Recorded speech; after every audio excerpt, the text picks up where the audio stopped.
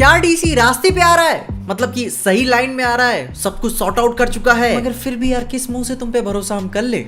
खाली reports, rumours और leaks ही हमेशा आते रहते हैं, असली माल कब आएगा? तो गुरु पहले तुमको कहानी स्ट्रेट कर देता हूं। 2 अगस्त 2022 को द न्यूयॉर्क पोस्ट की तरफ से एक आर्टिकल आता है जहां वो अपने खुफिया सूत्रों से बात कंफर्म करते हैं कि 2022 की bad girl movie Warner brothers discovery की तरफ से शेल्फ कर दी गई है, विच मीन कि अब वो कब रिलीज होगी पता नहीं, अल्टीमेटली कैंसल ही मान के चलो। जो कि अब अगर इसके सबसे पहली नजर में इस आर्टिकल को पढ़ोगे तो ऐसा फील होगा कि क्या माल फूक के इसको लिखा है। आई मीन यार बैटमैन को ये आर रेटेड बोल रहे हैं, 770 मिलियन इसको ज्यादा नहीं लगते। खैर फिर भी इसने अपनी गलती बाद में सुधार ली, लेकिन एग्जीक्यूशन इतना गंदा था कि किसी को इस पे भरोसा नहीं चढ़ा। लेकिन एक्चुअली में बात ये थी कि इस न्यूज को लेकर बहुत ही ज्यादा एक्साइटेड हो गया था, क्योंकि न्यूज एलिजिडली सच थी। क्योंकि जब बाकी एजेंसियों ने इसे कवर करना चालू किया तो कहानी और साफ होने लगी, जिसपे one of the most trusted the wrap ने इसको कंफर्म किया कि गुरु WBD की तरफ से बैड गर्ल के साथ साथ स्कूप द हॉलिडे हंट भी कैंसिल कर दी गई है, जो कि 90 मिलियन और 40 मिलियन रेस्पेक्टिवली कॉस्ट करती है। फिर कुछ और देर के बाद क्लियर और चीजें हुई कि Batman tax write down issues की वजह से शेल्फ कर दी गई है, लेकिन जिसकी वजह से अब वो किसी बाकी स्टूडियो को डिस्ट्रीब्यूशन राइट्स भी नहीं बेच सकते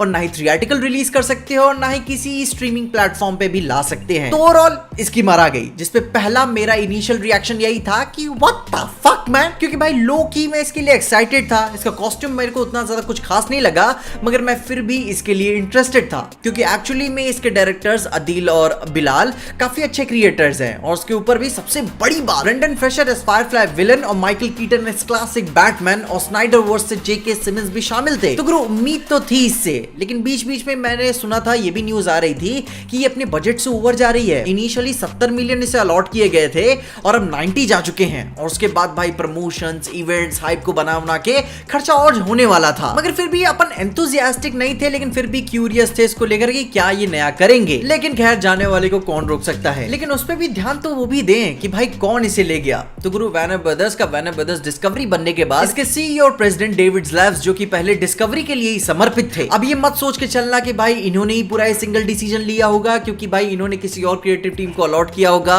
उन्होंने कुछ और प्लान प्रपोज किया होगा, जिसपे ज़्लैव्स ने फाइनल मुहर लगाई होगी। अब खैर कंपनी का चेहरा तो यही है, तो बाहर भी इन्हों को झूलना पड़ेगा। और WB के मर्जर से एक रूमर ये भी आ रहा था कि HBO Max डिज्नी प्लस के स्ट्रीमिंग कैटलॉग का एक पार्ट बन जाएगा। 2 अलग अलग स्ट्रीमिंग प्लेटफॉर्म्स खत्म हो जाएंगे, दोनों एक हो जाएंगे, जहां HBO तो रहेगा मगर HBO Max नहीं, और discovery plus collectively Warner media की छतरी के नीचे आके खड़ा हो जाएगा। जिसमें ये बात समझ में भी आती है कि वो अपने HBO Max को धीरे धीरे डेसिमेट तो कर रहे हैं, तो क्यों ना उनके अपकमिंग मूवी से ही शुरुआत करें। इसके लिए वो $multi-million का नुकसान भी उठाने के लिए तैयार है। तो गुरु अभी इसको इस तरीके से भी देखो, जब स्नाइडर वर्स की पहली बार कंट्रोवर्सी हुई थी, जब उन्होंने साइबोर्ग और ग्रीन लैंटर्न जैसी मूवीज को कैंसिल कर दिया था और DC को खुद को रीडिजाइन किया था, जहां वो DC के ओरिजिनल ट्रिनिटी और 7 को छोड़कर नॉट सो पॉपुलर कैरेक्टर्स के ऊपर मूवीज और सीरीज बनाने लगे, जिसको लेकर हम आज भी चिल्ला रहे थे कि भाई DC के बिग डैडीज के ऊपर मूवीज कब आएंगी। मगर फिर भी हम फैन से हमने गुस्सा किया, सिर पटका, हैशटैग चलाए और फिर भी मान लिया कि चलो भाई कुछ कर रहे होगे तो ठीक ही होगा, आप बड़े हैं। और HBO Max ने बैट गर्ल और ग्रीन लैंटर्न कॉर्प्स अनाउंस की, कुछ की शूटिंग भी चालू हो गई थी, और फिर भी अपन ने मान लिया कि चलो भाई तुम कुछ ठीक ही कर रहे होगे। लेकिन अब मर्जर होने के बाद पता चलता है कि भाई डिस्कवरी वालों ने इनके मुंह पे बेइज्जती कर दी कि भाई क्या झाटू प्लान बनाए हो। पैटिसन का बैटमैन कहीं और है, भाई जोकर का यूनिवर्स कहीं और चल रहा है, सुसाइड स्क्वाड में भी हाँ भी ना में नहीं में चल रहा है, कुछ पता भी है कि कौन किसका कहां पे गांव बिलोंग करता है। लिटरली DC की पुरानी क्रिएटिव टीम से पूछोगे ना कि कौन सी टीम कहां पे किसके साथ क्या टाइमलाइन में मूवी मैच करती है,